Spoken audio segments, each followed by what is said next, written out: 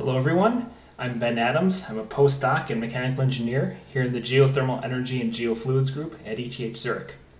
I'm going to present to you today on work I've done with Martin Osar on generating electricity from sequestered CO2 in the subsurface, a technology called CO₂ Plume Geothermal, or CPG.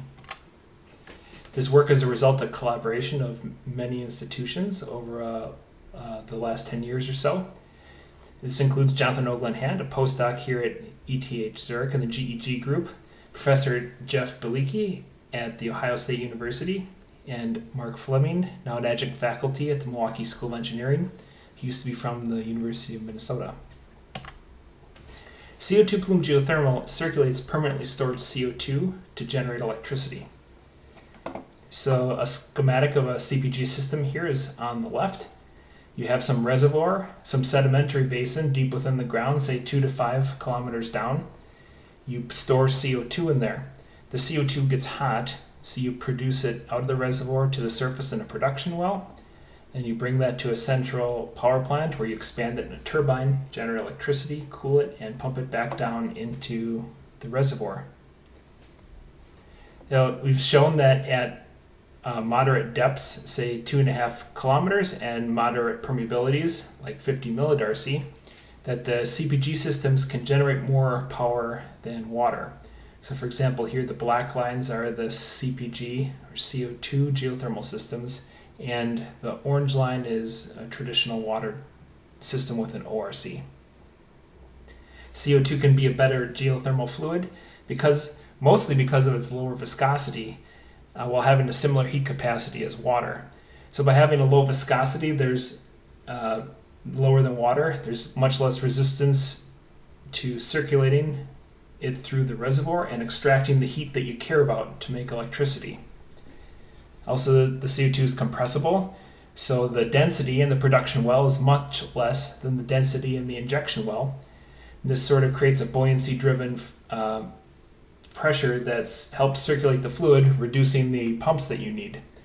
And also CO₂ has other advantages, like its low solubility to some minerals like silica, which are a problem with traditional geothermal. CPG is installed in sedimentary basins where CO₂ is sequestered, usually as a part of global climate change mitigation. So you capture CO₂ from the atmosphere and you sequester it in the ground. It's called CCUS, carbon capture, utilization, and storage. The utilization comes from using the CO₂ that you've put in the ground to do something in addition, and not just storing it, so like generating power in this case. So you can see that these sedimentary basins for storing CO₂ are all over the world. Like on the right, from a map from the International Energy Agency, shows different basins colored by their suitability to storing CO₂. The dark green are really good places to store CO₂. And the map on the left from the U.S. Geologic Survey shows places in the U.S. as well. So you can see it covers about a third of the country or so with these basins, which is different from sort of traditional water geothermal, which utilize irregularities in the subsurface, fractures, to bring heat up to the surface to make electricity, which usually happens over in California and Nevada. Instead, you have these basins all over the U.S. where you can make geothermal electricity in places that aren't typically known as geothermal generation places.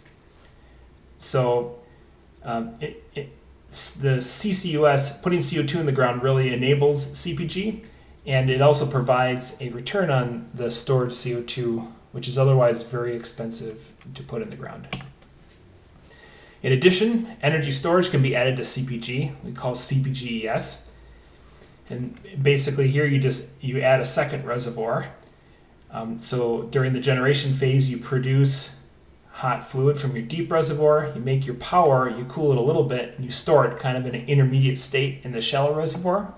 And then later, when you have power available on the grid, you can produce that from the shallow reservoir, do the cooling on it that you needed to do that takes energy, and then put it back into the deep reservoir again. So an energy storage will be an important component in balancing the electric grid in the future when you're trying to reconcile the renewable producers, which produce electricity, like wind and solar, which produce electricity when which isn't matched well with demand. So energy storage can match those to the supply and demand curve for electricity. In the GEG group, we've also made a simulator called GenGeo. It's a generalizable geothermal reservoir electricity cost simulator. It's generalizable because it can be used for many different fluids or cases. For instance, right now we have it working with water and CO₂ as geologic fluids in sedimentary reservoirs, but it could easily be extended to fracture geothermal like EGS or AGS, advanced geothermal systems. It's a Python library and open source, so it can be modified or extended as you need to be released this fall.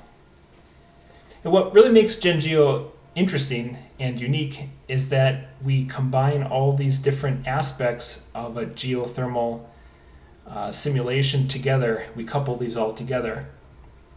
It's often the case for geothermal simulations that you have separate simulators for your reservoir and wells, separate from, say, your power plant model for making the electricity, separate from the guys determining how much it'll cost, right? Because it's really like three different disciplines: your reservoir engineering, mechanical engineering, and finance or economics, right? But in this case, we start with a fundamental physics-based model that includes all these things. So the reservoir and wells to figure out how much heat you're going to extract out of your reservoir. And then a power plant model, which uses models an actual Rankine cycle, not some characterization of one, to determine your efficiency and the different sizing of components you need to make your electricity. Then add on top of that the capital cost model is to find how much it's going to cost and ultimately what the levelized cost of electricity is for this entire system. And this is really important, right? Because oftentimes you optimize the whole system by minimizing the levelized cost of electricity. So you size your wells and your reservoir and your power plant all to minimize the cost of electricity. So you have to combine all these things together, and it's really difficult to do a simulation on geothermal energy if you're just doing any one of these pieces kind of in isolation from the other. So keep a lookout for that one. This is a result using GenGeo, and one of the things we've had to do is update our reservoir model.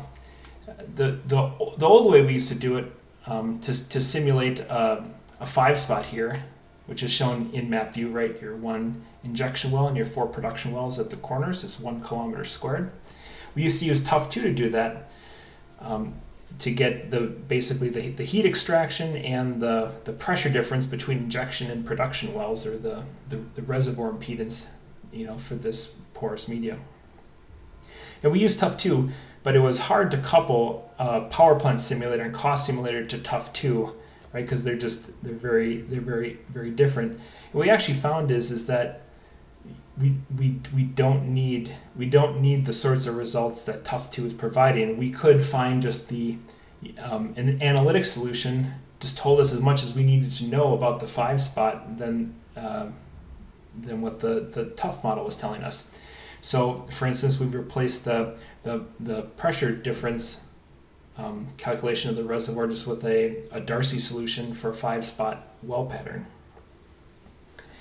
And then what that has enabled us then is to really increase the number of simulations that we can do, and to look at an entire parameter space and see where, to see the interesting places where geothermal energy works well. And so, for instance, we find that on the right, this contour plot shows the power generation for a 5-spot with both CO₂ and water geothermal systems as a function of depth on the Y here and reservoir transmissivity on the X. These are really the two key parameters that determine how much power a geothermal system is going to make. So for instance, the reservoir depth, this tells you how much, basically how hot the reservoir is, so the deeper the hotter a reservoir. And the transmissivity tells you there is like the resistance to flow through the reservoir. So the higher the transmissivity, the easier it is to circulate fluid through the reservoir, extract the heat, and make electricity.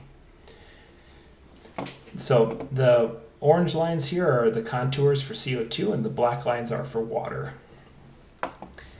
And so at low transmissivity and low depth, the CO2 system, the orange lines, generate more power than the water system does, just because of the low viscosity of the CO2. And so we also find that there's really no depth of transmissivity, which is like a minimum value or a threshold for making geothermal electricity. Because at all depth and transmissivities here, that you can make some power. But it's sort of arbitrarily chosen 100 kilowatts as a threshold in this case. The red line is for 100 kilowatts of water, and the blue line is 100 kilowatts for CO2. And so, you really have to know the depth and the transmissivity to know how much power you're going to make, and if it's, good enough to make a good enough reservoir to make electricity at all. Of course, at the higher the transmissivity and the greater the depth, the more power you're going to make from your system. These results were published in an MIT A+B proceeding earlier this summer, and we'll have a peer-reviewed publication coming out this fall or winter. For more information about geothermal power and CPG, you can visit our project webpage here at the GEG group. Thanks for listening.